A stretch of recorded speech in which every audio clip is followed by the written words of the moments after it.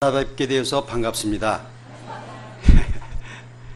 저는 이제 89년도 9월 달서부터 스페인에서 안요셉 선교사님과 성경 공부를 한 이후에 UBF와 관련을 맺은 지 25년이 되었습니다.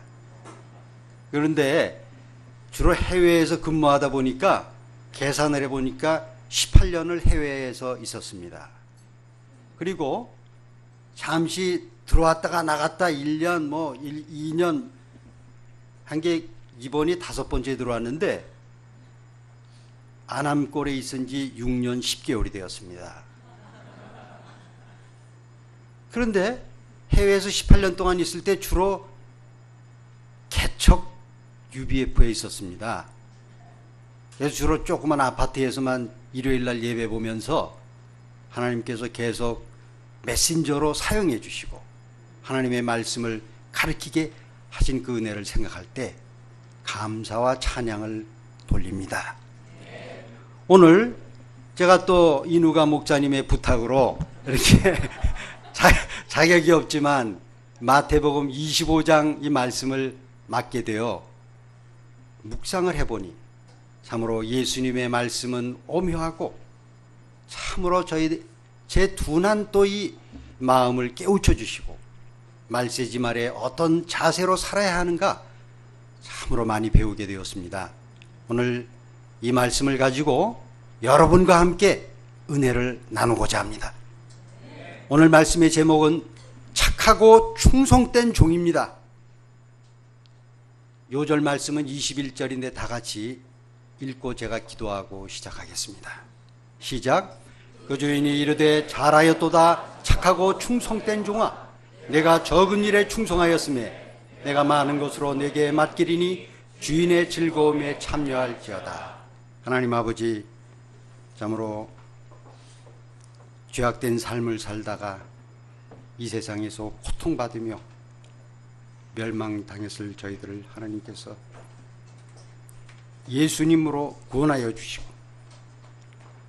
또 천사도 흠모하는 목자요 선교사의 삶을 살게 하심을 감사합니다.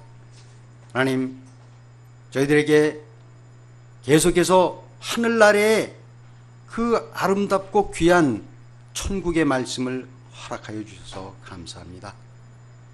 이 말씀을 통해서 저희들이 하나님께서 저의 신자들이 이 말세지 말에 어떠한 삶을 살게 하시는가 하는 그 하나님의 마음과 하나님의 계획과 하나님의 소망을 깨닫게 하시니 감사합니다. 주여, 오늘 이 자격 없는 자가 또 이 자리에 섰습니다. 허물진 저를 가려우시고 이 말씀을, 예수 그리스도의 말씀을 능력 있게 증거할 수 있도록 도와주옵소서. 예수님의 이름으로 기도하였습니다. 아멘. 오늘 말씀에서 예수님은 재림과 관련하여 2가지 비유를 말씀해 주십니다.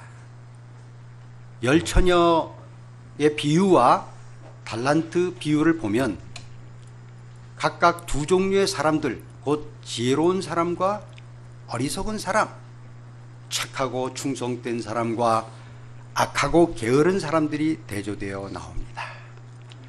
이 비유들은 우리 믿는 자들이 예수님이 재림하시기 전까지 사는 날 동안 이 땅에서 어떠한 삶을 살아야 하는가를 가르쳐주고 있습니다. 우리의 인생은 단 한 번밖에 없습니다. 이 한 번밖에 없는 고귀한 인생을 어떻게 사는가 하는 것은 매우 중요합니다. 사람들은 젊어서는 내가 하고 싶은 것들을 이것저것 다 경험해보고 나중에 하나님이 원하시는 것을 하리라고 생각합니다. 그러나 우리에게는 시행착오할 시간들이 그렇게 많지 않습니다. 오늘 말씀을 통해서 주어진 짧은 생애 동안 우리는 어떠한 인생을 살아야 하는가를 진지하게 생각해 볼 수 있기를 기도합니다. 일부 열처녀 비유 1절서부터 13절입니다. 예수님은 이 세상에 다시 오실 재림을 이스라엘의 혼인잔치에서 신랑이 밤에 갑자기 신부 집에 찾아오는 것과 비교하여 말씀하셨습니다. 1절에 보면 천국에 대해 말씀하시면서 그때 천국은 마치 등을 들고 신랑을 맞으러 나간 열처녀와 같다고 비유로 말씀하셨습니다. 나라마다 결혼 풍습이 다릅니다. 우리나라는 낮에 결혼식을 올리고 하객들에게 점심을 대접합니다. 그러나 이스라엘에서는 전통적으로 밤에 혼인잔치를 합니다. 제가 스페인과 중남미에서 살아보니까 저녁에 결혼식을 올리고 밤에 만찬과 파티를 갖습니다. 이스라엘에서 신랑은 자기 친구들과 함께 한나절을 즐기며 시간을 보내다가 결혼식이 있는 당일 저녁때가 되면 신부 가정에 줄 지참금 문제를 놓고 이리저리 논의를 합니다. 이를 양측이 서로 해결해 놓고서야 한밤중쯤 되어 신부 집으로 친구들과 함께 향하게 됩니다. 신부 측에서는 이미 신랑 측으로부터 초청받은 10명으로 구성된 신부 친구들을 들러리로 보내되 그들에게 등을 들게 하여 신랑을 맞이하게 합니다. 처녀로 구성된 10명의 신부 들러리들은 신랑을 맞이한 후에는 신랑을 신부 있는 곳으로 인도하면 곧이어 신랑이 신부와 그 들러리들을 데리고 자기 집 곧 신랑 집으로 가서 거기서 결혼 예식을 거행하고 이어서 7일 동안 혼인잔치를 열게 됩니다. 신랑이 신부를 데리고 집에 들어가서 혼인 예식이 시작되면 혼인집의 문이 닫히고 더 이상 누구에게도 닫힌 문을 열어주지 않습니다. 왜냐하면 당시의 도적대가 성행했기 때문에 생겨진 전통이었습니다. 본문에서 예수님은 혼인잔치 가운데서도 특별히 밤에 신랑을 기다려야 했던 10명의 신부 들러리들에게 초점을 맞추고 계십니다. 그 이유는 재림하실 주님을 맞이해야 할 성도들의 자세와 관련한 교훈을 주시고자 함이었기 때문입니다. 1절에서 그때는 그리스도께서 재림하실 종말의 때를 말하고 신랑은 예수님 자신을 열처녀는 신자들을 가리킵니다. 신부의 들러리들이 밤에 신랑을 맞이하기 위해 준비한 등불은 헬라어로 람파다스로 이는 집안에서 사용되는 작은 등불이 아니라 긴 장대에 솜뭉치를 묶고 거기에 기름을 적셔 불을 붙여 사용하는 횃불을 가르칩니다. 다른 여러 영어 번역을 보면 램프가 아니고 토치로 되어 있습니다. 토치. 횃불을 오래 사용하려면 감람유, 올리브 오일을 종종 적셔 주어야 했습니다. 2절을 보십시오. 그 중에 5은 미련하고 5은 슬기 있는 자라.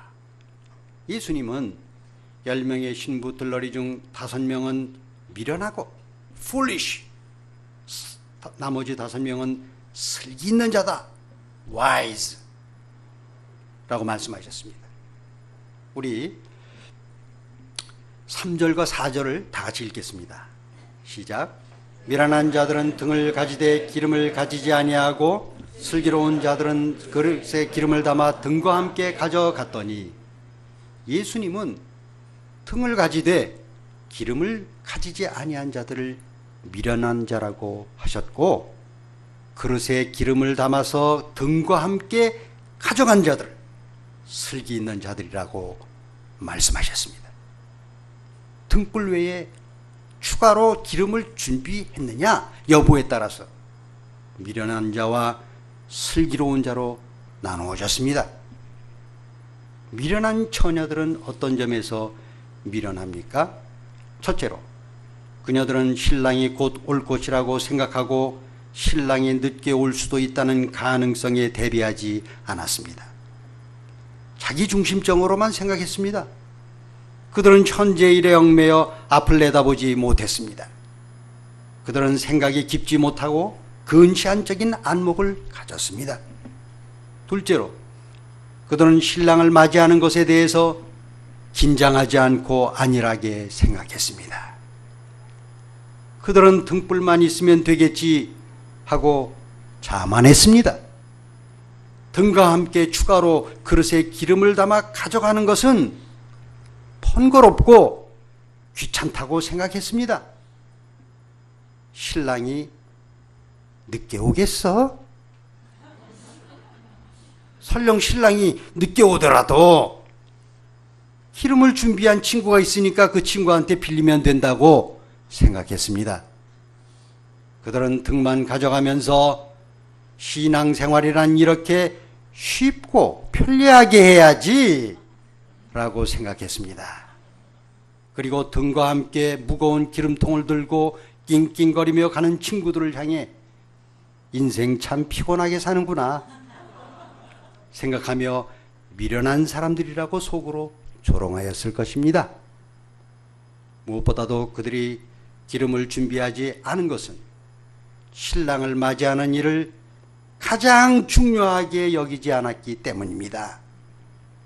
만일 그들이 신랑을 맞이하는 일을 가장 중요하게 생각하였더라면 철저하게 만반의 준비를 했을 것입니다.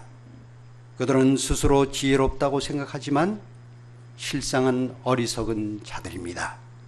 반면에 5명의 지혜로운 처녀들은 무엇보다 신랑을 맞이하는 것을 그 어떤 일보다도 중요하게 여겼습니다. 바짝 긴장해서 신랑을 맞이할 준비를 철저히 하였습니다. 신랑이 예상했던 시간보다 더 늦은 밤중에 올 수도 있다고 생각하고 그 가능성에 대비했습니다. 그들은 자기 맡은 일을 책임성 있게 감당했습니다. 이상의 비유에서 등은 믿음을, 그릇은 사람의 마음을, 기름은 성령을 가리킵니다. 5명의 처녀들이 그릇에 기름을 충분히 준비했다는 것은 내적으로 성령이 충만하고 은혜 충만한 상태를 의미합니다. 세상에는 2 종류의 신자가 있습니다. 그리스도의 영이 있는 신자와 믿는다고 하면서도 그리스도의 영이 없는 명목상의 신자입니다. 엄밀한 의미에서 그리스도의 영이 없는 신자는 진짜 신자가 아닙니다. 사도 바울은 로마서 8장 9절에서 누구든지 그리스도의 영이 없으면 그리스도의 사람이 아니라고 하였습니다.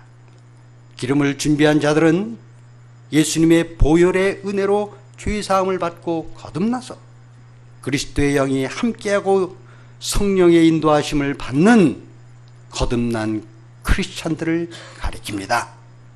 Born again Christian. 이들은 늘 깨어 기도하고 말씀에 순종하며 하나님을 기쁘시게 하고자 애쓰는 자들입니다.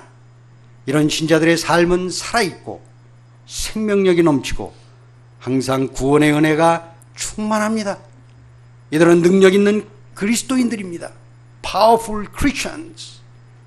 반면에 기름을 준비하지 않은 자들은 진실된 믿음이 없는 형식적인 신자들입니다.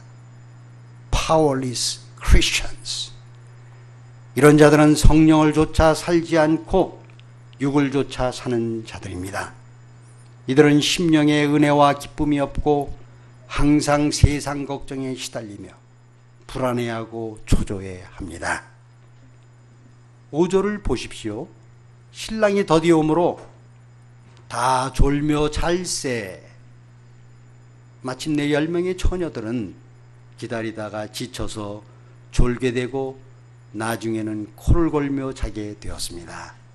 신랑이 지체한 것은 그리스도의 재림이 신자들의 기대보다, 신자들이 생각했던 것보다 지체된다는 것을 의미합니다. 신랑이 지체함으로써 지혜로운 처녀와 어리석은 처녀가 구분되었듯이 그리스도의 재림이 지체됨으로써 참된 신자와 거짓된 신자가 구별됩니다. 신랑이 더디옴으로써 10 처녀 모두가 졸며 잔 것은 인간의 연약성을 보여주고 있습니다. 우리는 육의 몸을 입고 있기 때문에 졸며 잘 수밖에 없습니다. 그러나 육의 몸은 자지만 영혼의 잠을 자서는 안 되는 것입니다. 다윗은 시편 13장 3절에서 영혼의 잠을 사망의 잠으로 표현하고 사망의 잠을 자지 않도록 기도했습니다. 주여 나의 눈을 밝히소서. 두렵건대 내가 사망의 잠을 잘까 하나이다. 오늘날 우리는 자기도 모르게 이 시대의 죄의 문화에 점점 동화되어 사망의 잠을 자기가 쉽습니다. 오늘날 우리 시대는 인터넷의 발달과 함께 음란 문화가 급속도로 발달하여 사람들의 마음을 점령하게 되었습니다. 우리는 이런 분위기 가운데서 자신도 모르게 사망의 잠을 자기 쉽습니다. 우리는 사망의 잠을 자지 않도록 조심해야 하는 것입니다. 한밤중이 되었을 때 보라 신랑이로다 맞으러 나오라 하는 소리가 났습니다. 여기서 우리는 예수님의 재림이 죄악의 밤이 깊어갈 때 예기치 않게 갑작스럽게 임한다는 것을 배웁니다. 처녀들은 잠에서 깨어 일어나 등을 준비했습니다. 그런데 이때 기름이 다 떨어져 등불이 횃불이 가물가물 꺼져가고 있었습니다. 슬기 있는 자들은 즉시 그릇에 준비한 기름으로 등불을 밝힐 수 있었습니다. 그러나 미련한 처녀들은 당황하기 시작했습니다. 그들은 슬기 있는 자들에게 기름 좀 나눠달라고 간청했습니다. 그러나 슬기 있는 자들은 이를 냉정하게 거절했습니다.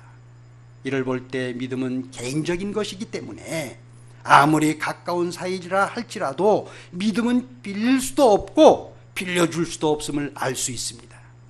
미련한 처녀들은 그때야 헐레벌떡 기름집으로 달려갔습니다.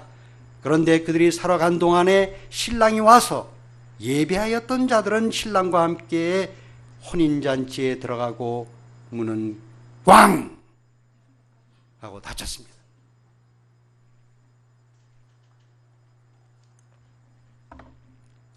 여기서 혼인잔치는 어린 양의 혼인잔치로서 구원의 잔치요 기쁨의 잔치입니다. 요한계시록 19장 7절 9절은 말합니다. 우리가 즐거워하고 크게 기뻐하여 그에게 영광을 돌리세. 어린 양의 혼인잔치에 청함을 입은 자들은 복이 있도다 말합니다. 어린 양의 혼인잔치에 참여하느냐 못하느냐 하는 것은 영원한 구원이냐 영원한 파멸이냐 하는 중대한 문제인 것입니다. 천국문은 누구에게나 활짝 열려져 있습니다. 지금은 은혜 받을 만한 때요 구원의 때이기 때문에 누구든지 죄를 회개하고 예수 그리스도를 구주로 영접하기만 하면 천국에 들어갈 수 있습니다. 그러나 천국문이 언제까지나 무한정 열려져 있는 것은 아닙니다. 때가 되면 반드시 천국문은 닫히게 됩니다. 천국문은 한 번 닫히게 되면 다시 열리지 않습니다. 문이 닫힌 후에 미련한 처녀들이 와서 간청했습니다. 주여, 주여, 우리에게 열어주소서. 그때 주님께서 대답했습니다. 진실로 너희에게 이르노니 내가 너희를 알지 못하노라. 6명의 어리석은 처녀들은 축복된 혼인잔치에 참여하지 못하고 밖에서 슬피 울게 되었습니다. 마태복음 7장 21절에서 23절에서 7장 21절에서 23절까지 해서 예수님은 말씀하십니다. 나더러 주여 주여 하는 자마다 다 천국에 들어갈 것이 아니요 다만 하늘에 계신 내 아버지의 뜻대로 행하는 자라야 들어가리라. 그날에 많은 사람이 나더러 이르되 주여 주여 우리가 주의 이름으로 선지자 노릇하며 주의 이름으로 귀신을 쫓아내며 주의 이름으로 많은 권능을 행하지 아니었나이까 하리니 그때 내가 그들에게 밝히 말하되 내가 너희를 도무지 알지 못하니 불법을 행하는 자들아 내게서 떠나가라 하리라. 13절을 보십시오. 예수님은 열처녀 비유의 결론으로 말씀하셨습니다. 13절을 다 같이 읽겠습니다. 시작. 그런즉 깨어있으라. 너희는 그날과 그 시를 알지 못하느니라. 아무도 그리스도 재림의 날을 알지 못합니다.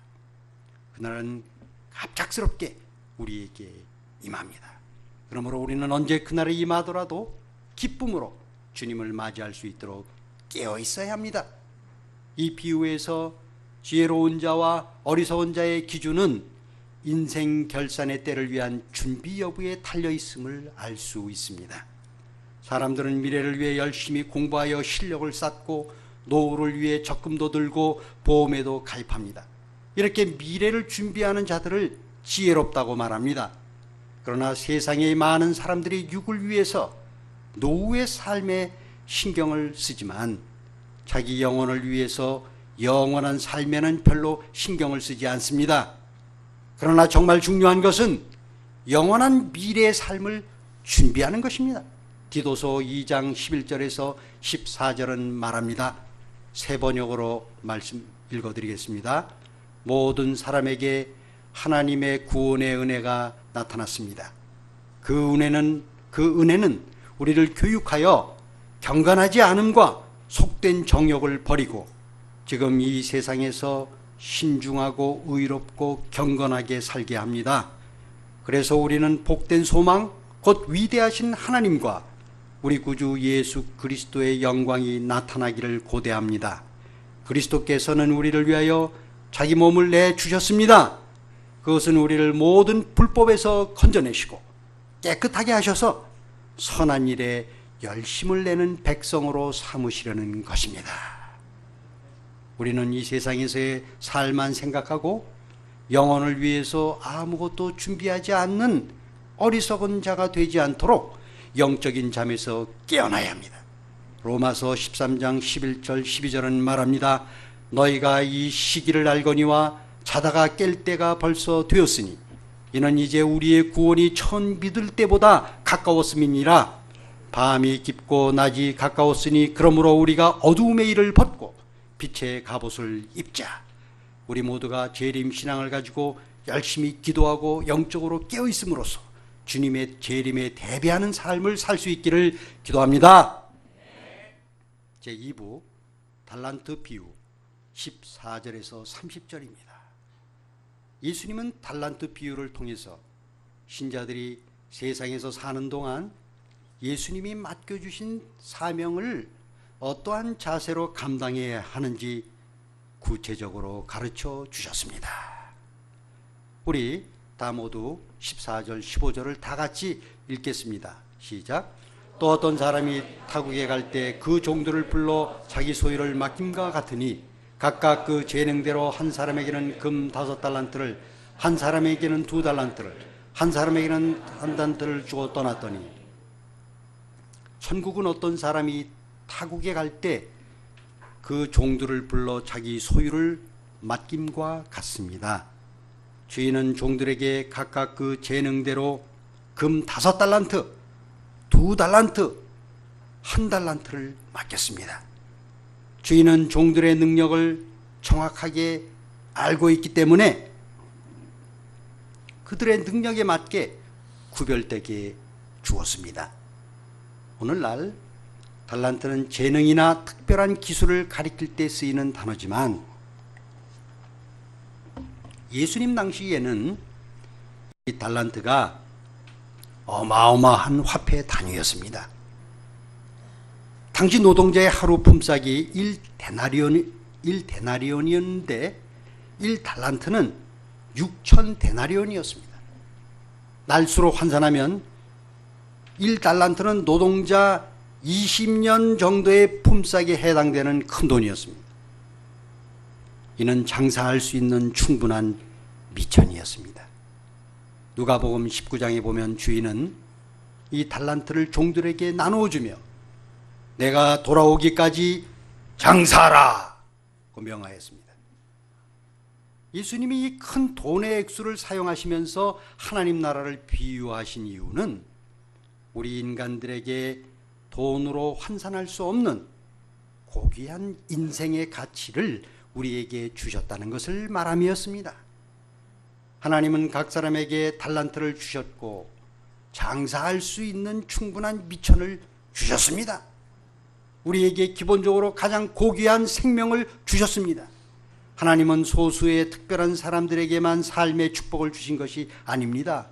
우리 모두에게 똑같은 고귀한 삶을 주셨습니다. 하나님은 우리에게 인생을 맡기셨습니다. 그래서 우리는 언젠가 어떤 인생을 살았는지에 대해서 결산할 때가 올 것이라는 사실을 기억해야 합니다. 또 달란트는 재능을 의미합니다. 하나님께서는 각 사람에게 독특한 재능을 주셨습니다. 재능이 없는 사람은 없습니다. 사람은 하나님의 형상대로 지음을 받았기 때문에 누구나 위대한 장점이 있습니다. 우리는 이것을 은사라고 말합니다. 우리는 은사를 개발하여 하나님께 귀하게 쓰임받도록 해야 합니다. 하나님께서 우리에게 고귀한 생명과 재능을 주신 것은 자기 유익과 자기 영광만을 위해서 쓰라고 주신 것이 아닙니다.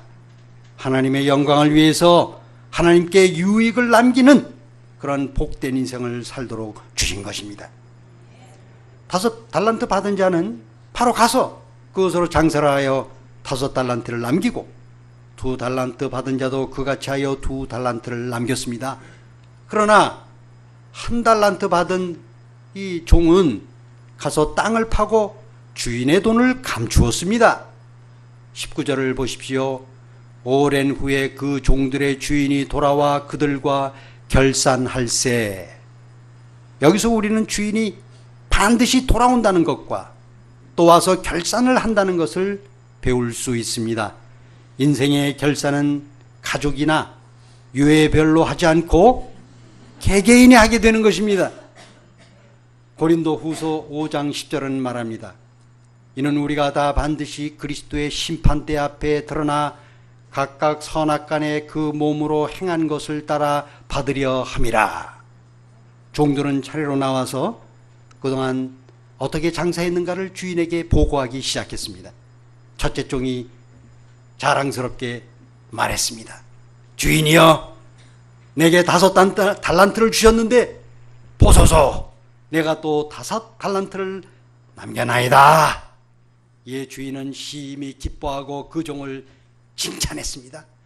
잘하였도다. 착하고 충성된 종아, 내가 적은 일에 충성하였음에 내가 많은 것을 내게 맡기리니 내 주인의 즐거움에 참여할지어다.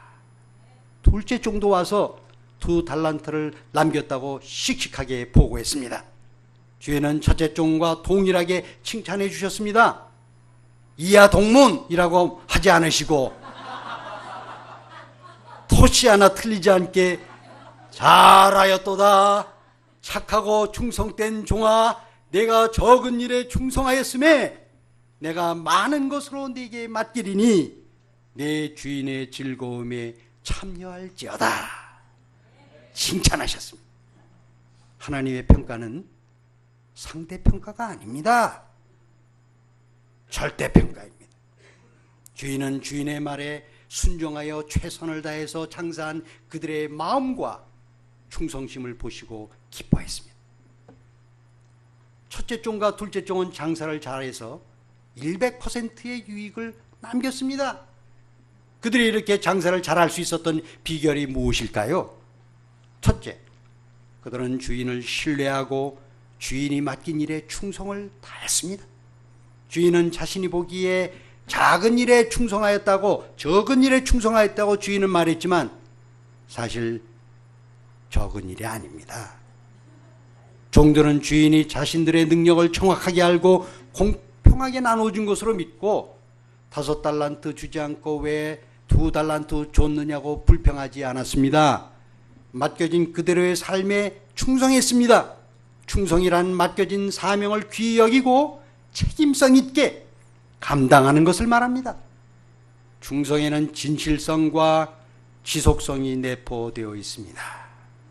우리는 맡은 바 사명을 묵묵히 변함없이 책임성 있게 일생 동안 죽을 때까지 감당할 때 충성되다고 합니다. 그러나 처음에는 열심히 잘했는데 뒤에 가서 흐지부지하거나 또 책임을 맡았는데 무책임할 때 충성되지 못하다고 말합니다. 충성되지 못한 자는 이 세상에서도 쓸모 없습니다. 병원에서나 공무원이나 회사에서나 dedication, loyalty 그를 봅니다, 여러분. 지난번에 신자의 비범한 생활에서도 강조했지만 충성되지 못한 자는 이 세상에서도 귀하게 쓰임받지 못합니다. 하나님의 일을 하는 데 있어서는 그 어떤 것보다도 충성심이 요구됩니다. 둘째로, 그들은 첫째 종과 둘째 종은 믿음으로 투자했습니다. 장사를 잘 하려면 때를 잘 분별하고 믿음으로 과감하게 투자를 해야 합니다. 투자 없이는 장사를 할 수가 없습니다.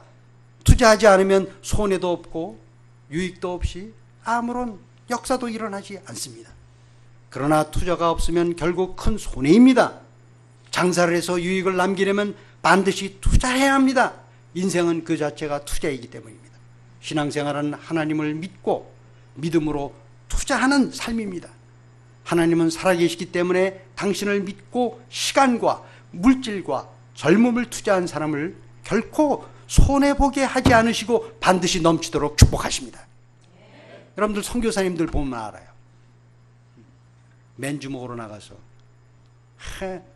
가진 고생했지만 하나님의 사명을 어찌하든지 충성스럽게 감당하고자 했을 때 하나님께서 놀랍게 축복하십니다. 자녀들을 축복하시고 또 그 사업을 축복하시고 부자가 되게 만들어요. 그 다음에 제자들도 그냥 막 일어나게 하고. 예수님은 마가복음 10장 29절 30절에서 주와 복음을 위하여 모든 것을 투자한 자는 금세에 있어서 100배나 축복을 받고 내세에 영생을 받지 못할 자가 없다고 말씀하셨습니다. 첫째로, 그들은 장사하라는 주인의 명령에 절대적으로 순종했습니다. 그들은 장사를 잘하여 어찌하든지 주인에게 많은 유익을 남겨서 주인을 기쁘시게 하고자 하는 그런 간절한 마음이 있었습니다. 그들은 주인을 지극히 사랑하고 주인에게 충성되었습니다. 그들은 주인과 바른 관계성을 맺기에 힘썼습니다. 이 때문에 그들은 주인이 멀리 떠나 있었지만, 자기들 옆에 없었지만 맡은 바 일에 변함없이 충성할 수 있었습니다. 우리는 장사하고자 할 때 힘든 여러 가지 요인들이 있습니다.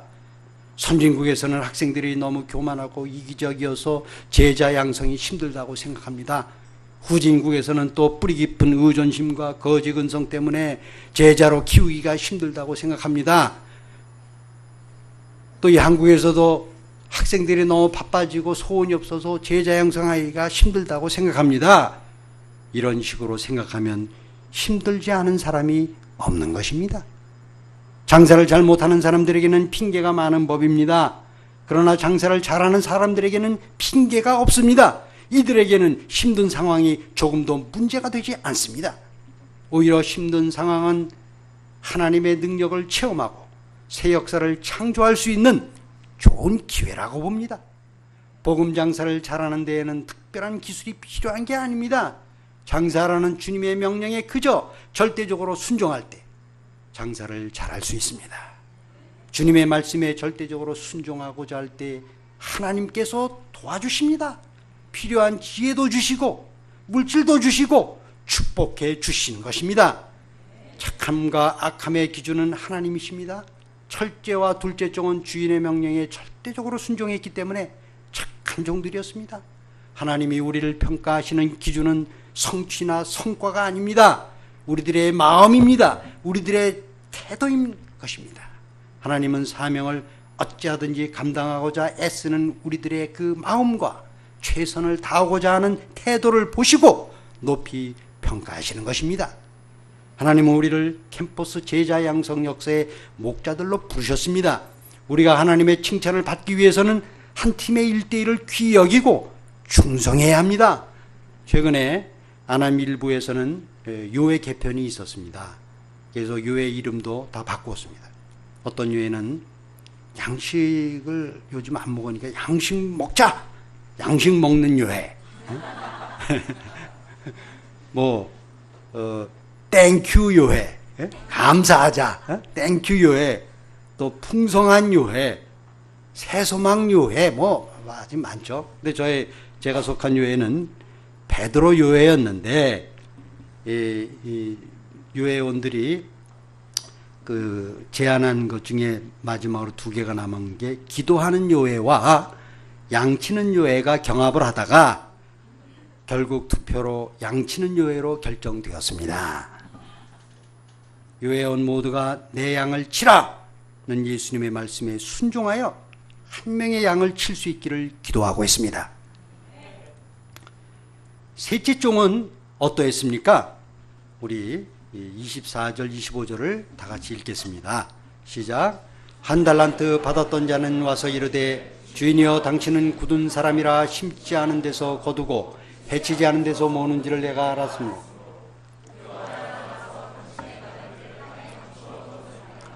보소서 당신의 것을 가지셨나이다.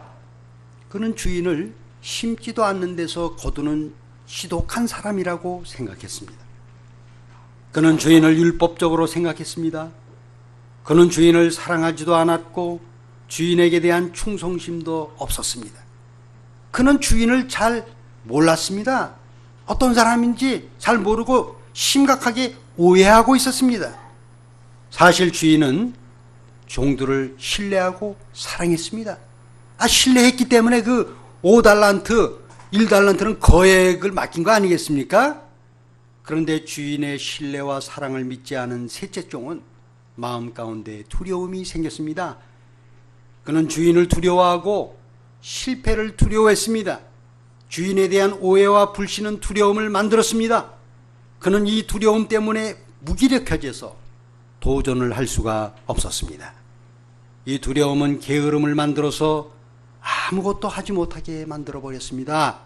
그래서 주인이 준 1달란트를 땅에다가 감추었습니다. 두려움은 그를 소심하게 만들었고 그의 손과 마음과 생각을 마비시켜서 쓸모없는 자로 만들어 버렸습니다. 26절에서 주인은 그를 악하고 게으른 종이라고 책망했습니다.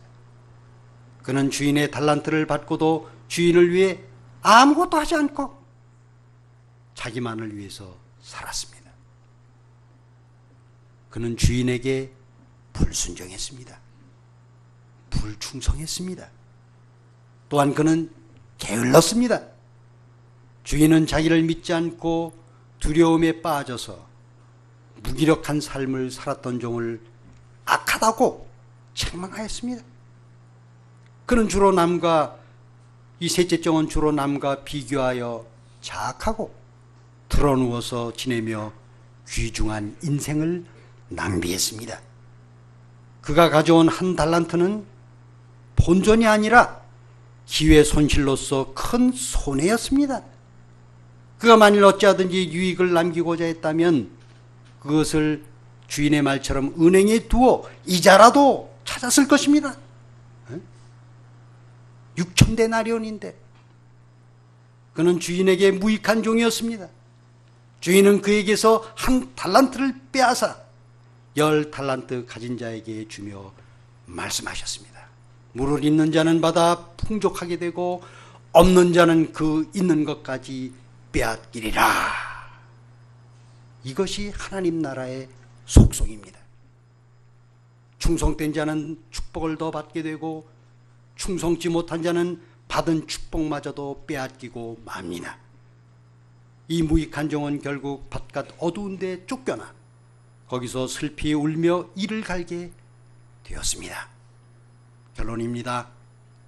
하나님은 예수님을 통해서 우리를 죄와 사망에서 구원하시고 자녀 삼으실 뿐만 아니라 우리들을 특별히 목자로 택하시고 캠퍼스 제자 양성에 달란트를 맡겨 주셨습니다.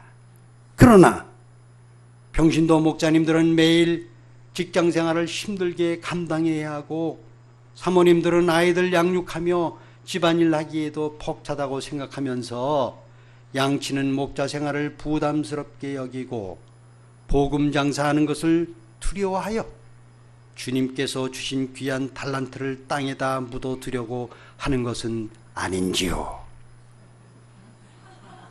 예수님의 말씀과 같이 우리는 깨어 기도하고 맡겨주신 사명을 열심히 감당하면서 예수님의 재림에 철저히 대비해야 합니다. 세상 정욕과 이 세상의 헛된 소망을 버리고 예수님의 그 심정을 덧입어서 주님께서 맡겨주신 달란트로 캠퍼스 제자 양성의 사명을 잘 감당할 수 있기를 기도합니다. 장래에 주님께서 오셔서 인생의 결산을 할 때 여기 모인 우리 모두 다 이렇게 잘하였도다, 착하고 충성된 종아 하는 칭찬을 듣고 주님의 즐거움에 참여할 수 있기를 기도합니다. 아멘. 기도하겠습니다. 하나님 아버지, 저희들 이 말세의 지말에 살아가면서 기도도 하지 아니하고 이 세상 일에 참 매몰되어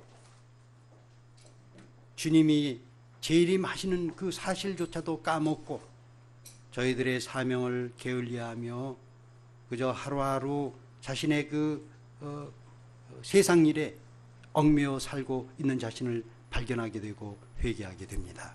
주님, 오늘 저희들에게 예수님의 음성을 들려주셔서 감사합니다. 이 음성을 듣고 저희들이 두려워 떨며 순종하여 영적으로 깨어 기도하는 생활하게 도와주시고 맡겨주신 캠퍼스 미션의 사명을 충성스럽게 감당하는 저희들 되게 하옵소서. 예수님의 이름으로 기도하겠습니다.